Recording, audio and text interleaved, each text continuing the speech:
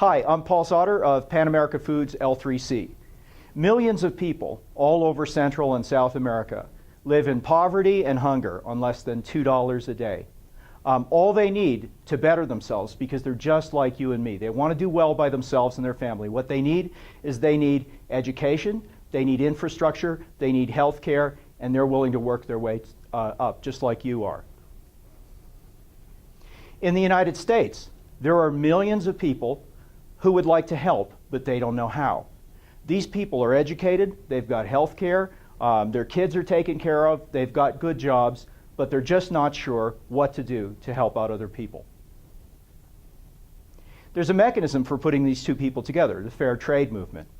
So the fair trade movement started several decades ago, and it's allowed people, small producers of things like coffee and cocoa and other agricultural products, to get a fair price for their products. Now, if markets worked perfectly, small producers in Central and South America could get a fair price for their goods. But they can't sell directly to American consumers. They have to go through a set of intermediaries. Every time they make a transaction with one of those intermediaries, or the next intermediary makes a transaction up, that's an asymmetric transaction. The person who's got more money and more power and more connections is getting a better price and is skimming the profits. It's not uncommon for small producers to get as little of 8% of the final cost of the product. And that has to improve. And that was the basis of the fair trade movement. The fair trade movement has a complete audit trail from the small producers to the American consumer. And the American consumer sees that fair trade label, and they know that those producers are getting a fair price. You pay about a 30% premium for something with a fair trade label versus competitive products. But in paying that extra money, you know that you're providing schools, you're providing health care, you're providing housing, you're providing microcredits to the small producers that bring you those quality products. And it's not completely one way, because when they have those things, they produce a better quality product. So you get better quality stuff by making a small investment that has a big social impact. So fair trade certification is a key component of the Pan America Foods L3C ban. All right, what's the best way to organize a corporation to have public good? Because the first corporations existed so that individuals could get together and do something like build a road or build a well without any of them being personally liable. That's the purpose of a corporation. So what are the different kinds of corporations, and how can they have social impact? First of all, let's consider a publicly traded corporation.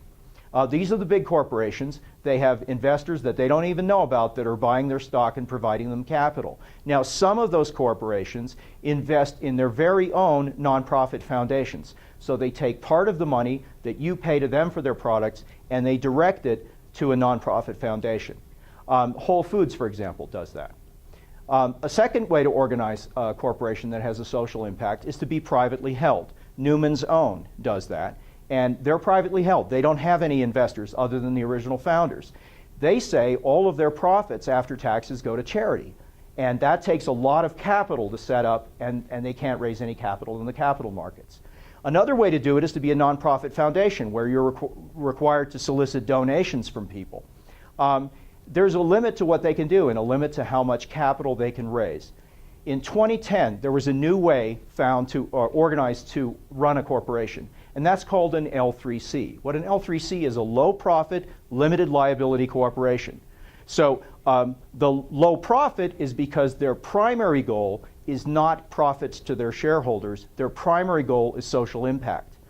Because they're a publicly traded corporation, they can raise money in the capital markets.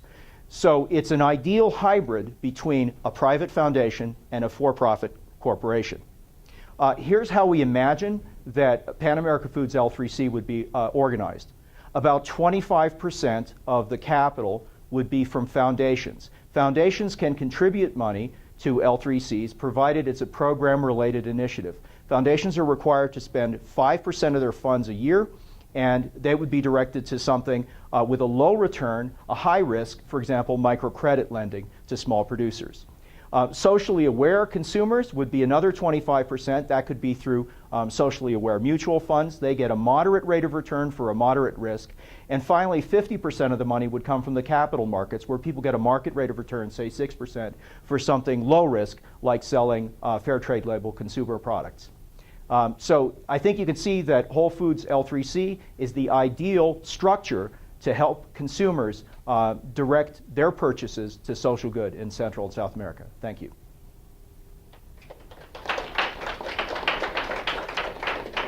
Be happy to take any questions. Is the L3C, how's that different, do you know, than just an LLC? LLC is a limited liability corporation, so that's just like if I want to build a well and 10 other guys want to get together. So we all can't be sued if somebody falls in the well, right? But we're just together for some small purpose, and none of us can be sued. So all the corporations and foundations have that structure, that they're limited liability, but this one actually has the capacity to raise money in the capital markets and follow a primary motive of social good and profit as a secondary motive. All right, thank you.